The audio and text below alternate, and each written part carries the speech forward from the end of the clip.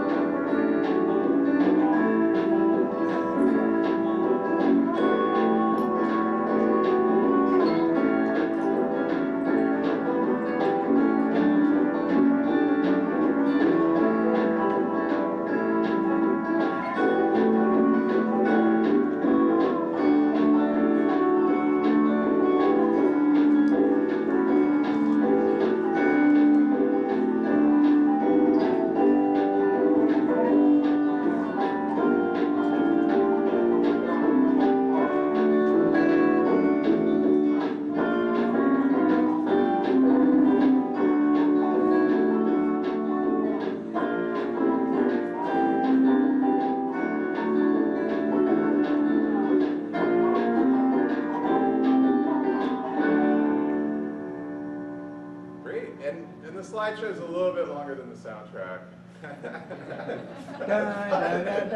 We're just going to find a little bit longer song. All right, that's it. You know, there was a bill introduced in the Nevada State Legislature last week that would forbid rooftop solar.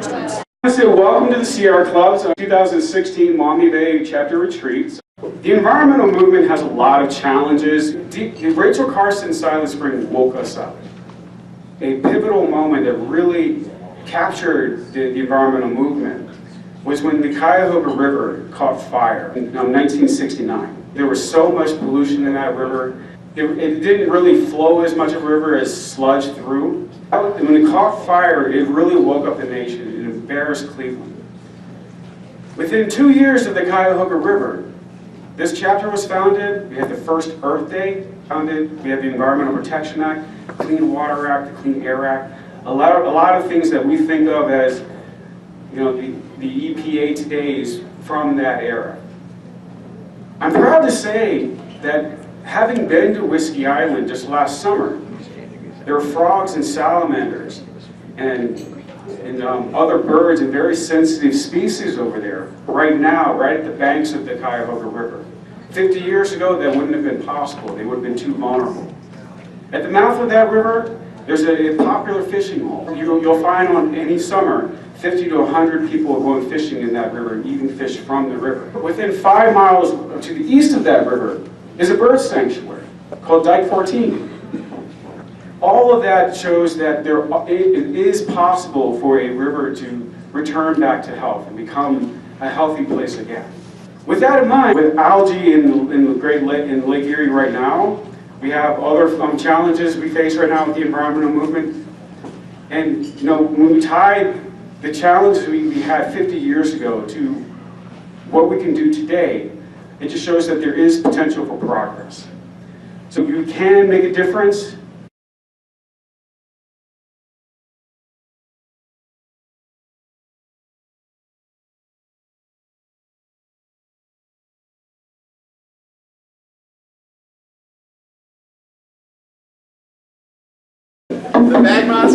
with us when we raise awareness about plastic pollution? Seriously, can you come to my house and show that to my husband? This stuff is very plastic. It was bought. Okay, now let me take off your plate. She's taking another picture on the camera. See here, they have all these strips and they just weave Velcro. Oh, I gotta check that out. Strips on.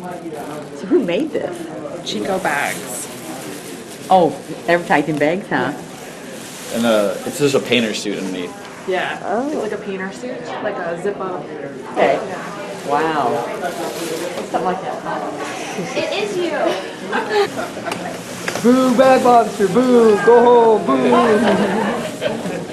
Say that we're leading a green infrastructure revolution, encouraging rain gardens and rain barrels at workshops, administrative advocacy we do with the public utilities. We have Bag Monster come to events. We do some upcycle workshops where we turn old t-shirts into bags.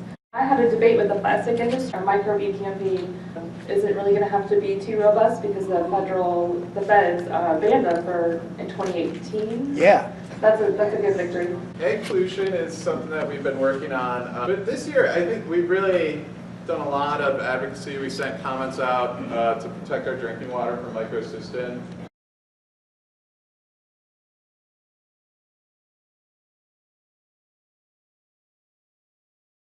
Algae bloom. The treatment plant by my house. I took this picture on my way to work. So last year we did form some new partnerships. So Lucky's Market, here's our photo of Lucky's Market. We secured some grants with the Grassroots Network, the Sears Sweatland Foundation, Freshwater Futures. We did hear some good news from Aveda. We held the first ever Water Sentinel retreat last year in Ohio. We have a strategic plan and we're working towards our goals. We held a lot of events. This is a picture of 2 Girl Scout troops that I took out looking at bugs and teaching them about water. So as you can see, 140 events between the 3 staffers and our fellows. So Part of my job is to actually go out and make an impact doing direct service with our volunteers. So you want to just recognize all the folks here? There's different areas in the state. We've been thinking about renaming it the Sierra Youth Coalition or something like that. We can't, if you're not a student, that doesn't mean you can't do a campaign with the Sierra Student Coalition. We both went to Paris this past December for the United Nations Framework Convention on Climate Change's 21st Conference of the Parties. 198 different nations reached the Paris Accords, which will replace the Copenhagen Accord. Ohio State University has launched their Seize the Grid campaign. Seize the Grid is the main on-campus program by the Sierra Student Coalition. It's aimed at pressuring universities to switch to 100% clean energy.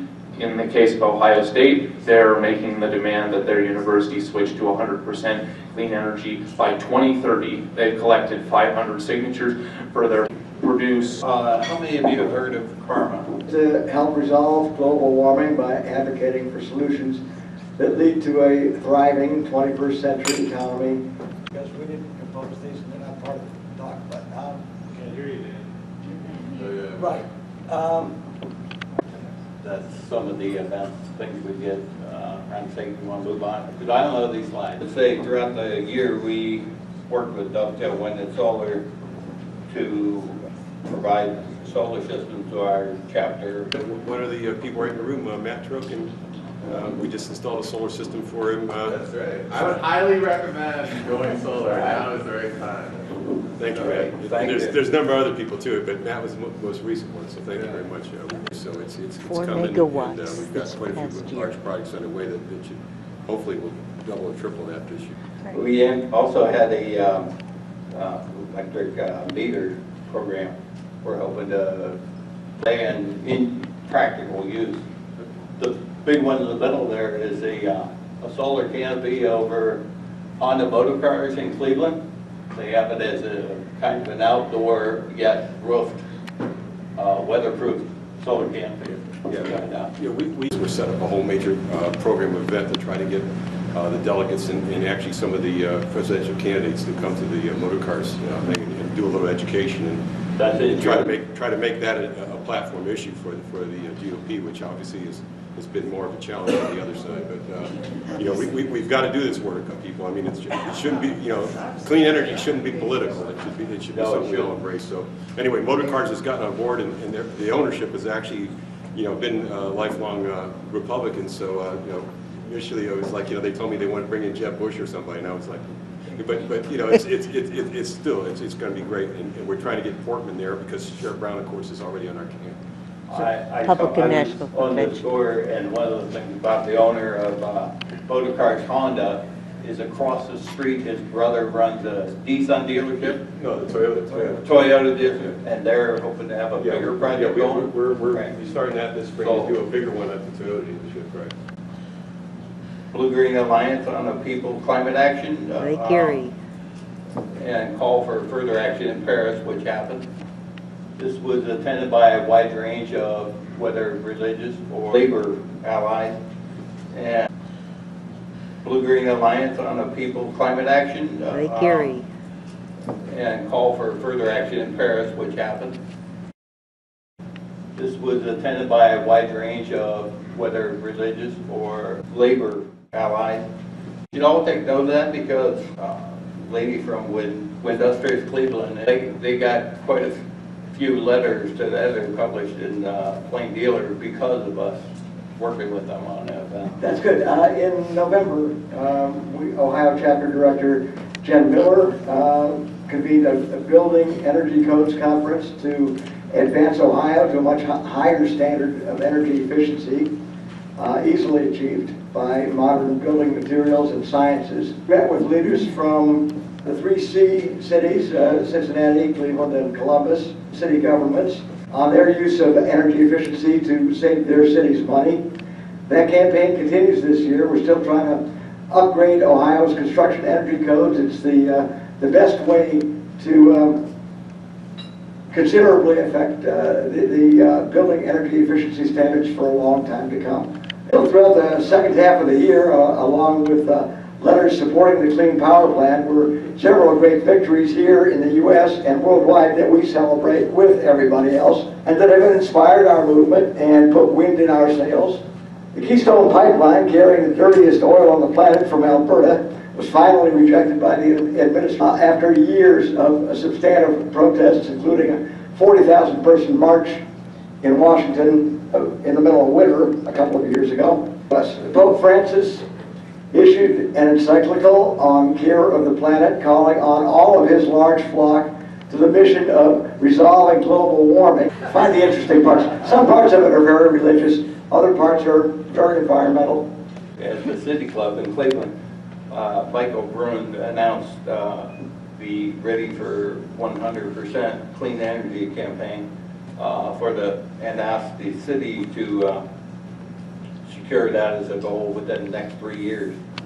Michael Brun unveiled a new national, actually even international Sierra Club campaign called Ready for 100 that is calling on at least 100 cities in the United States to declare themselves as progressing toward the goal of 100% renewable energy. 3 cities in the United States have already achieved that.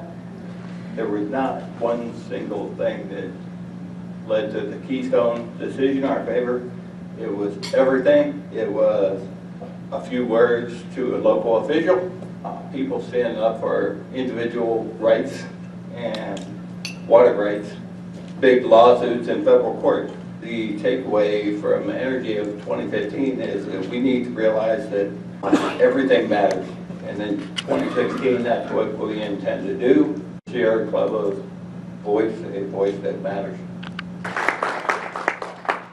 Well, I'm Neil Wagner. I'm an organizing rep with the Beyond Coal campaign. Ohio's major utilities, AEP, First Energy, and Duke, all requested to raise rates to bail out a number of old dirty coal plants and a nuclear facility, the Davis-Besse plant. When I last presented this time last year, we were just starting to get the momentum and start to take the fight to the utilities for these.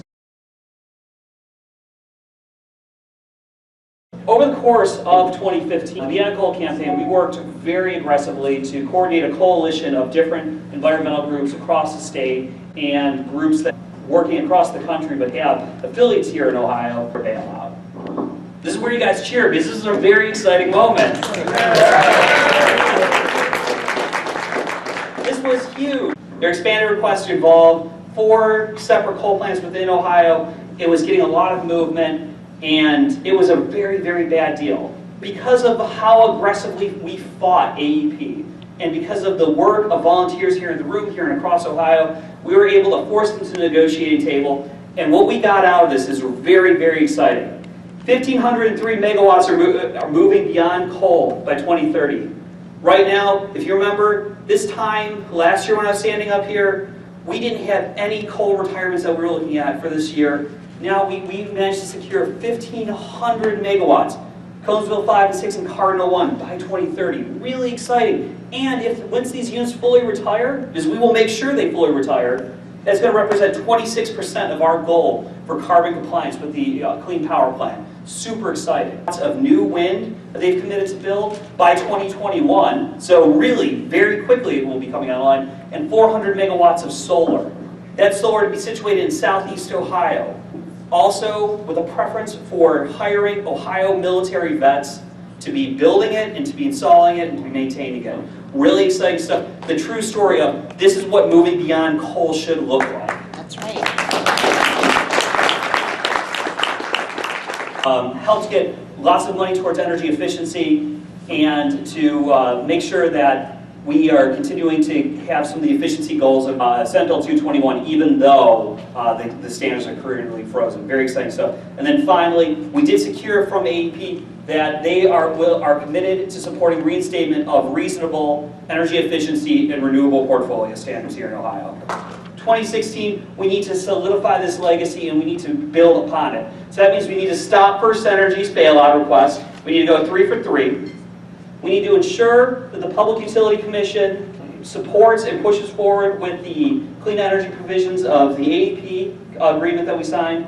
And then what we really are going to be pushing for is we're going to start a public campaign to build a ton of public, governmental, business support for all that clean energy that came online. So that 900 megawatts that AEP committed to, that is just a base for what we are starting with, and then we're going to go well beyond that. It's going to be a really, really exciting 2016. Lots of opportunities to get involved, and I can't wait till I'm standing up here next year in 2017, and I'm talking about all the cool stuff we did that.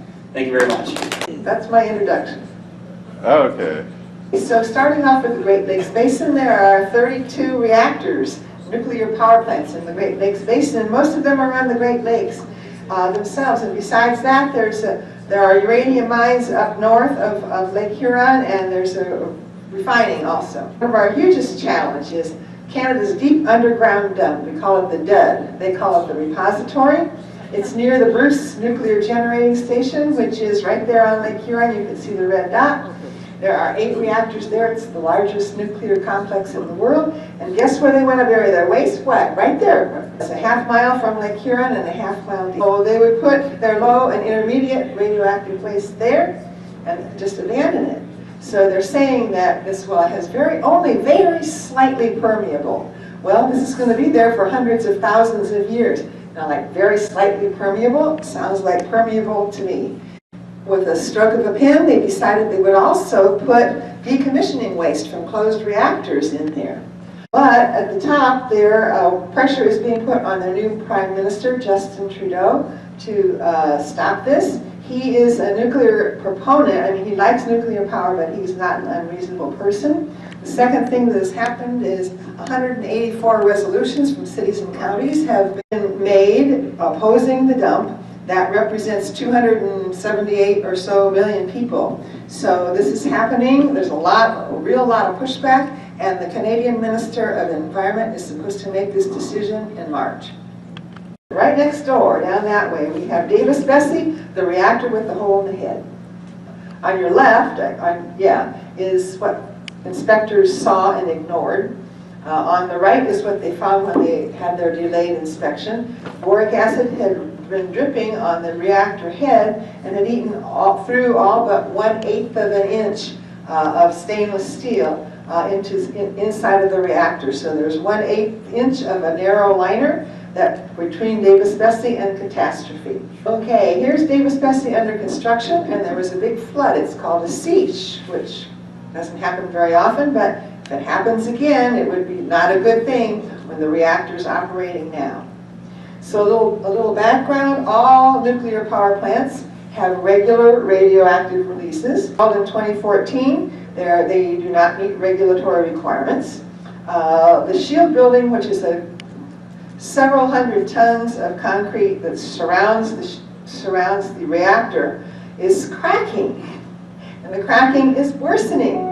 And so they painted it, and now the paint is sealed in the water, and every time it freezes and thaws, the cracks get worse. So there's danger of the concrete actually collapsing onto the reactor, or if there's a phenomenon called spalling, where the concrete could fall off the outside onto critical components of the outside of the building.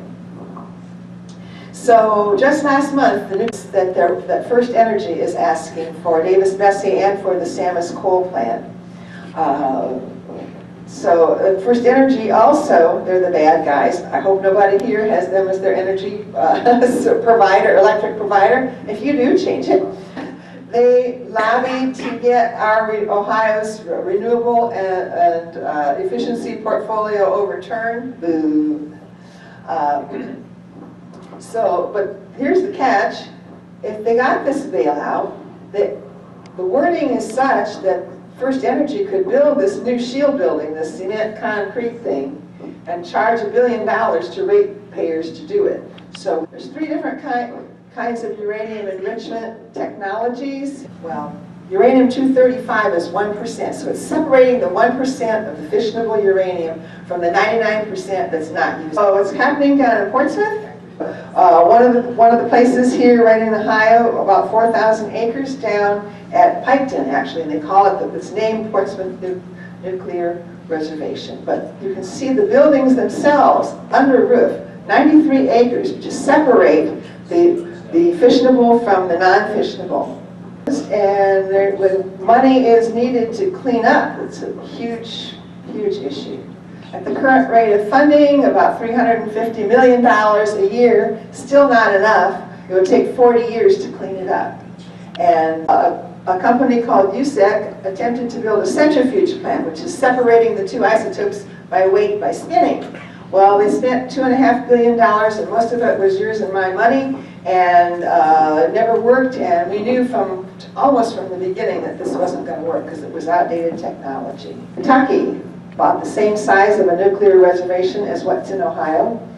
They also have a diffusion plant, huge like that, operated until 2013, and now they're closed and they have huge cleanup issues. A laser enrichment plant. They're a very small facility in just a building which has nuclear proliferation issues, because if the technology gets out, it really can't be detected by satellite because it's so small and it doesn't give off a heat signature. So here's what we do at the national level. We are official nuclear-free campaign. We've had a couple conferences in Washington. We internationally and with our chapter, we work with Canadians on Great Lake issues. We are entering now the age of nuclear waste. 70 years of waste and not one idea of what to do with the first cupful. So it can't be completely contained. Now, the government right now, they're looking for a willing host. Anybody want to take it? The notion of casks and canisters is really being brought up by the Sierra Club because they're making these thin canisters. They're designed to last for 20 years, and this is containing material that's going to be dangerous for hundreds of thousands of years. These canisters are not inspectable, repairable, or monitorable, so we have to stop making it. Thank you, Pat. She's more than a one-person show. She's the Sierra Club when it comes to beyond nuclear, nuclear-free. Hey, I'm really excited to be here. I'm new staff. I started in September. Love, love, love working for the Sierra Club. So thank you for hosting me in Ohio. This is what we know. This is why we're talking about fracking. The second number came from and this was published last Saturday in the Columbus Dispatch, that the state of Ohio has done nothing to promulgate rules on natural gas, to keep dirty fuels in the ground. Right? Yeah. That was awesome. We kicked butt, but we did it together. We sent 70,000 comments to US EPA, 70,000 just from the state of Ohio. That's flipping huge. I just am totally staggered by that, collectively. And in the last 30 days, US EPA is mandatory capture of methane on all public lands for existing and new sources, and they have outlawed the practice of flaring. This is significant, and I also want to add that they have canceled all future coal mining operations on public lands. And we could not have done it without the collective work of not just the Sierra Club, but everybody.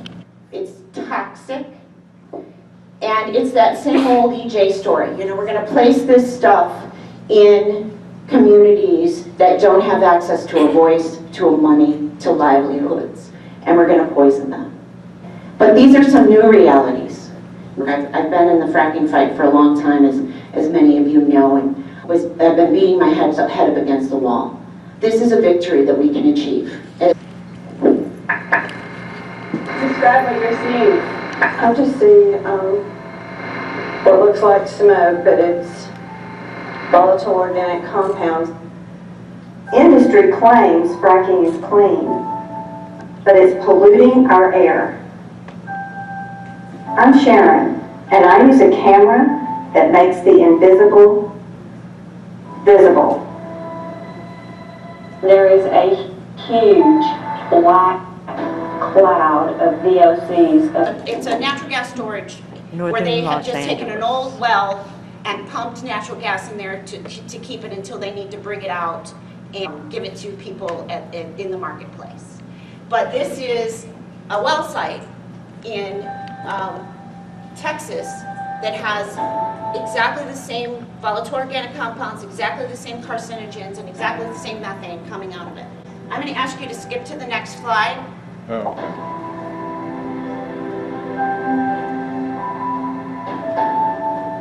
Now, oops. Sorry. This is what Aliso Canyon looks like today, okay? This same plume is coming out in this, unfortunately, EJ community, environmental justice community in northern Los Angeles. This plume is coming out. They've had to evacuate 12,000 people, shut down 2 schools, and the company has acknowledged the cancer-causing agent that they're expelling into the community. This is Ohio today.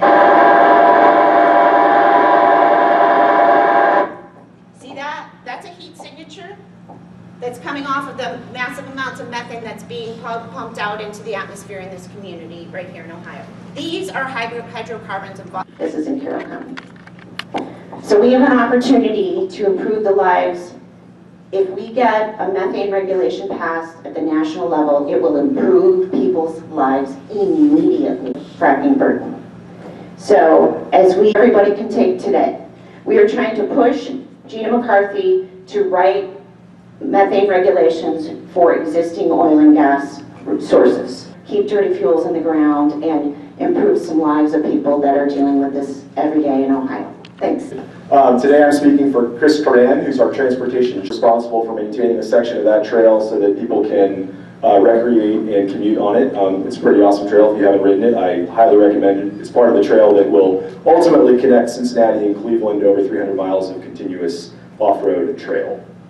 So we work on a number of things related to transportation. One of them is transit. In 2015 and moving into 2016, we had some accomplishments instituted. Protected bike lanes, or at least one protected bike lane. Cincinnati also has one. This is sort of the future of bicycle transportation in urban environments. As you can see on this image, rather than having parked cars and a bike lane on the other side between parked cars and the street, you've got your lanes of traffic, parked cars, and then a protected bike lane with pylons that separate it from the parking lane. Much safer, reduces vehicle and bicycle accidents significantly, and something that we should all be advocating for in all of our cities. In Southwest Ohio, we were able to convince our transit authorities and transportation authorities to move forward with a significant bike trail that's going to link the eastern area of the Cincinnati region with downtown. I think it's going to be about 6 miles in total. It'll go from Lunken Airport along the river to downtown Cincinnati and be a much safer and more efficient route for bicycle commuting in that region. Moving on to sort of general transportation. Obviously, when it comes to transportation, we're concerned about vehicle miles traveled and air emissions and climate change. Another thing that really is impacted, though, is land use and how we build and how we develop our communities. In a lot of cases, transportation means highways, and that means suburban sprawl. And Ohio is really bad about wanting to build new highways to quote-unquote drive economic development. One major project that the Sierra Club has been working on for literally decades is called the Eastern Corridor. This is the Little Miami River Valley. There's a public golf course here. Here's the river. The Ohio Department of Transportation wanted to relocate State Route 32, which is a major east-west artery, to go through the Little Miami River Valley, build a new bridge over the nationally recognized wild and scenic Little Miami River, go over the golf course, over some other recreational opportunities, plow over several small communities in the area. So that's something, as I said, we've been fighting for decades. In June, the Ohio Department of Transportation announced its plans to back off that highway in the Little Miami River Valley. So it's not over, but that was a huge, huge victory. Not my image, that's proprietary to somebody else, but that's Captain America on a bicycle. The federal government, as many of you know, implements the National Environmental Policy Act, which is specifically intended to force federal decision-making to consider environmental impacts. It is national policy. Several years ago, Congress authorized a program which would delegate responsibility under NEPA to certain states, and specifically to the state departments of transportation. So in 2015, Ohio applied to the Federal Highway Administration to be this lead NEPA agency. Moving forward, we commented on this, we objected to it. It was pretty much a done deal. Congress had actually authorized Ohio as one of 5 specific states to move forward with this program. But what it means moving forward is that the Ohio Department of Transportation is going to be overseeing our National Environmental Policy Act, which just doesn't make any sense.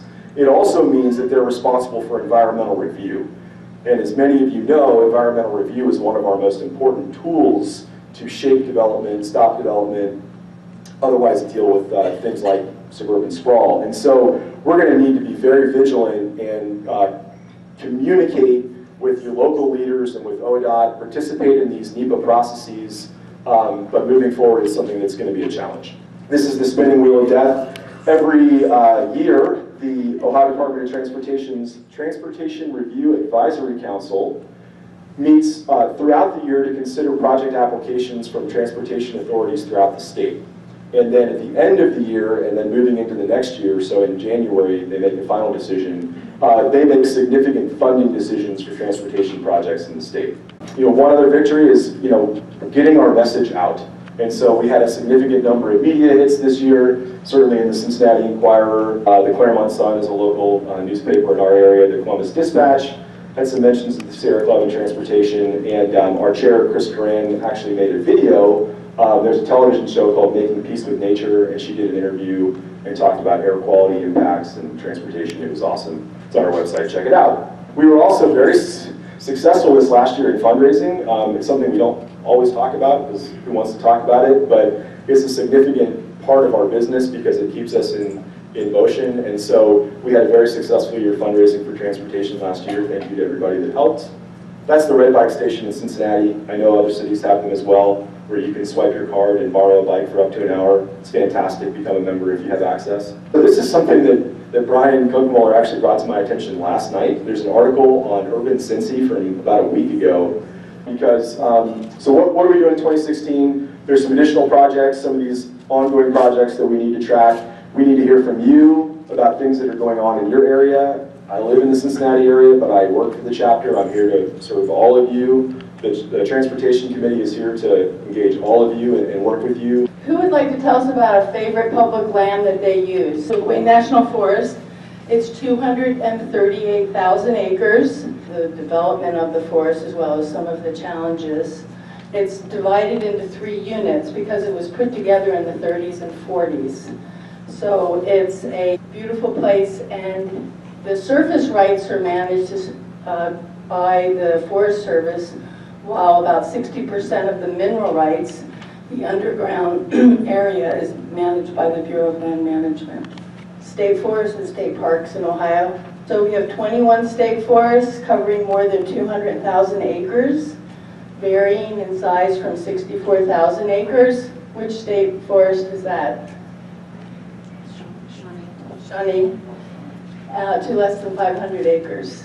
And then we have over 100,000 acres. About 1/2 of the U.S. drinking water originates in forests. Climate change and ecological services. So 2015 was the warmest year since modern record keeping. This is what the Earth looks like right now with heating, and of course the red is the intense warming spots. So this is just a graph of showing how the line would be a moderate climate, and this is the variation we've seen in temperatures. We step forward in our ongoing effort to bring sound science to bear as we seek to tackle a central challenge of the 21st century, a changing climate. Ecosystems play a critical role in removing harmful carbon dioxide from the atmosphere. From ecosystem services, from land that has not been developed, from forests, it's worth anywhere between $96.8 billion to $5.7 trillion. So these are costs that we don't consider when we make these decisions. We're just assuming we have free clean air, free clean water. As you know, the Department of Agriculture and the Wayne National Forest use an application to spray the gypsy moth. The gypsy moth is an invasive species that was introduced in, I think, the 1800s. The philosophy is we have to manage this. It's going to kill our oak forests. And we met with the supervisor and attended the open house.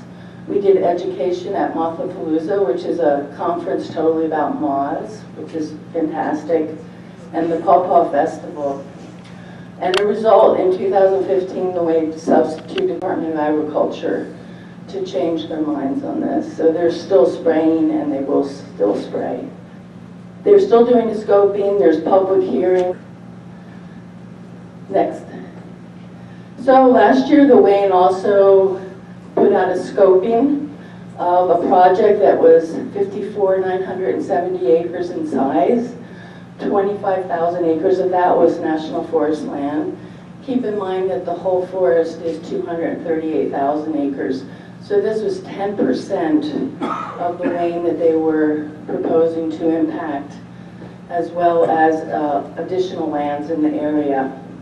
They were planning to log, clear cutting, prescribed burning for 4,877 acres, using herbicides, clearing in riparian areas.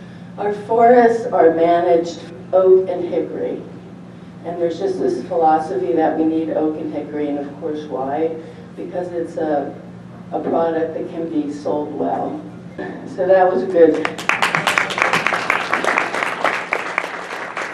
So now we can see those red buds this spring. This past year, we had at the national level, the Council of Club Leaders request that the Sierra Club Board adopt the position that the USDA policies and actions of the national and state public western forests should not be public policy in the eastern forests. And state forests grapple for funds, and there's a lot of funds in fire. It's a big issue out west. We have very, very different forests than we have in the east. The wetter forests, we don't have that buildup of material. We base this too on literature from a professor who studies showing that actually fire was not a historic part of Ohio forests. They've done research at Vinton forest, which is an experimental forest. By doing this, we remove really important carbon sequestration forms. Challenges. We always have them. All our actions are simply stays. So we work on something, we get a stay, we work on the next one. So the Bureau of Land Management, which is a federal agency which oversees, I think, 700,000 acres of mineral rights in America, and about 60% of the Wayne is covered by them. They're proposing leasing mineral rights of 31,000 acres in the Wayne. 2011, which allowed fracking on state forests. The DNR does not have an ecologist on staff. They do not use a lot of science in their management practices. They could save our Shawnee Forest. Yeah, we need forests for ecological services. The study I mentioned earlier looked at 693,000 trees globally and measured them, and science was supporting the idea that older, bigger trees support more carbon. Really important, it was the first environmental case called Sierra Club versus Morton, and it was about land near a national park. And it really established the idea of standing. But essentially, William O. Douglas at that time said someone must stand up for the inanimate objects. If you would sign the cards, that would be great.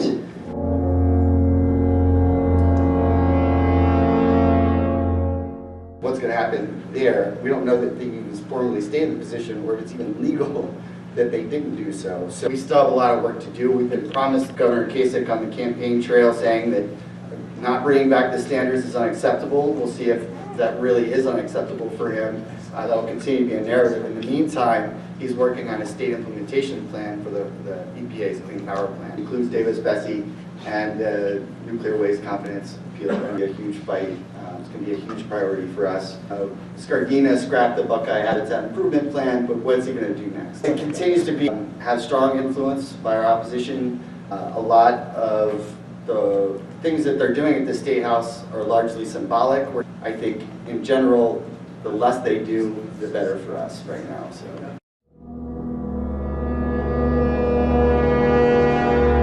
We talked about some of the policies. Does it have legs? Let's make every Monday meatless Monday in Ohio. Okay, some of us might think that, and a lot of us might think that's really cool. That has no legs. We don't have a lot of capacity. We're not going to work on that. We do need to move the public. We need to educate the public, but we also need to move the decision makers. So here's some of the tools that we have and that we can use. Tactics that we have that we can use. And our best campaigns. We marry many, if not all, of these. I think the coal bailout is a great example, and nuclear bailout. So when we're deciding which tactics, and I know sometimes people are like, well, why don't we always do a press release? Or why don't we always do X, Y, and Z? Or why can't we pull it all out? One of it is, if it's moving really fast, we may just not have time. Sometimes it's about what is going to move the decision maker. We're really sensitive. Oh, sure. Two should be enough. I want to dress up as one for our Do you? Earth Day at church. So this past summer, myself and one other student from Case Western Reserve University, supported by the Ohio Sierra Club, joined activists from Democratic Voices and Progress Ohio. We did a kayak flotilla past Rob Portman's house on the Little Miami River. It was organized in opposition to the Trans-Pacific Partnership, which would fast-track any liquefied natural gas export terminals to be built in the U.S. and would allow corporations to sue in secret tribunals to be reimbursed at taxpayer expense for alleged future profit losses that could come as a result of any fair labor standards or environmental standards that we have in this country. The Trans-Pacific Partnership has not been approved yet. It still must pass Congress. So if you're seeing this, please write or call your representatives and senators and tell them to vote no on the Trans-Pacific Partnership.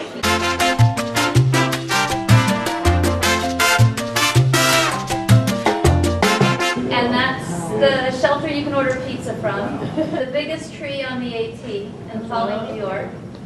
Appalachian Trail, AT, I'm sure everybody knows And that. that's McAfee Knob that every through hiker has an obligatory picture of. That's from Wolf Recovery Rehabilitation Center refuge over in Indiana. The one on the right, Black Burning Warbler, was taken right over here at McGee Marsh last spring, and that's field sparrow.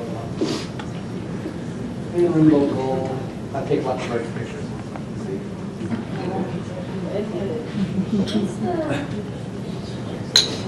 This is from my trip to Paris. I went for the climate talk. The first one is the Earth to Paris conference, which had a lot of big names at it. They took your picture going in. The Eiffel Tower had a special light show. They had floating words, 100% renewable. This is the indigenous flotilla. They floated into a canal in Paris and presented their demands. The Climate Action Zone with Naomi Klein talking about trade and climate, and that's Ilana Solomon is on the far left sitting there. She's the Sierra Club trade and climate person. And then outside the venue of COP21 are all these columns, or were each with a flag from one of the countries that was there. And the Sierra Club booth. President Obama. Sitting in the back is Glenn Besa from the Virginia chapter, then Jim Doherty, who's on the national board, and Tyler Madison, who's also in the Virginia chapter.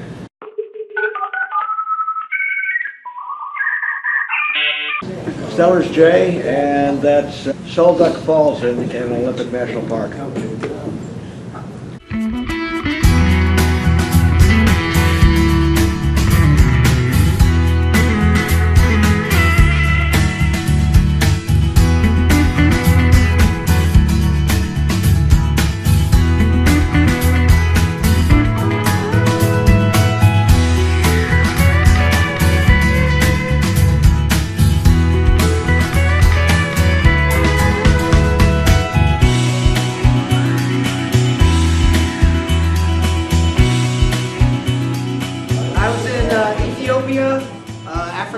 I went to visit my daughter who's been working in Africa for a couple years, and he said there's an old man and he has made friends with wild hyenas. And you come out at night and they bring dumb tourists like us, and the guy's whistling like at night, and all of a sudden a pack of hyenas come in. You feed them meat. This is the female. It was like a young guy there. Well, yeah, his dad got mauled by the hyena pack a few months ago. Like, oh, places throughout Addis Ababa. Hippos. Flamingos, which they said, oh, there's no flamingos here anymore. And we were walking and came up across some flamingos. I get high up in the mountains in Africa. You don't think there's mountains up in Ethiopia, but the second tallest mountain range, totally different atmosphere there. Palm Beach. Wetlands down there in the Everglades, and I looked right down and there's a snake right at my foot. And then just biking, doing bike share in Palm Beach. A couple of us from Sierra Club participated in this day in the life of Yucca Creek, which is in Cleveland Metro Park. We were there to demonstrate water monitoring. So here are some people that are doing the microorganisms, so they were using their nets to collect them up. What you collect is a measure of the health of the particular water body that you're looking at. So we decided to invite a bunch of people who owned electric cars to come and show us and talk about their experience driving the thing on a daily basis. Me and my wife took a trip down to Costa Rica. If you work for the Sierra Club, you have to go.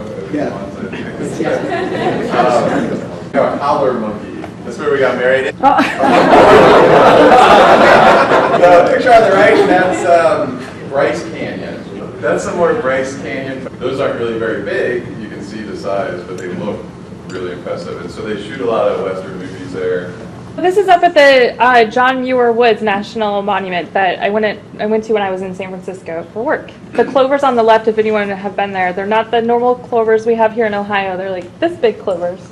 Here's Sausalito, a little day trip. Brainerd Lakes are about 10,000 feet in Colorado. Right up here near Lake Michigan, Ludington State Park, we had a lot of fun running down the sand dunes. And here we are at the Natural Bridge State Park. It's so close and so beautiful, the arches.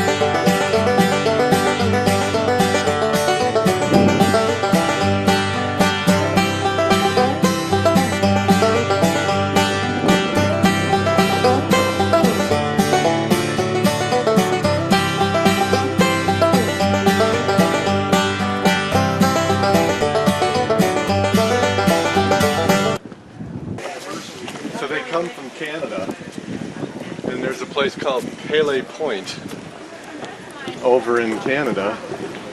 That's right across from McGee Marsh. So they just come right into there and into this little wetlands. And on this boardwalk, you can go through for a couple weeks a year and just see all these warblers